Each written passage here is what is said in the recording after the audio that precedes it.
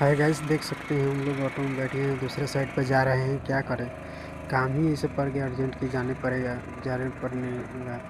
वो ठेकेदार बोल दिया है कि इधर में काम अर्जेंट है, आ जाओ तुम लोग करो और चला जाओ।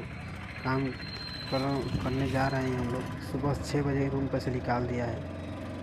यहीं पे बोला है काम करना है, करना ही तो करना है। प्रॉब्लम कोई भी प्रॉब्लम आए काम करो।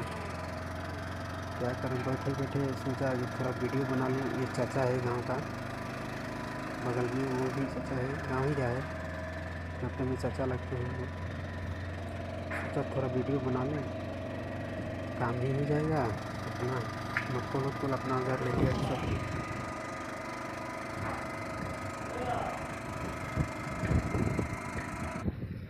इधर पार्टी वार्टी हो गया थोड़ा थोड़ा।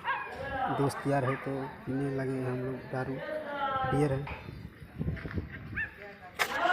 बाय भाई।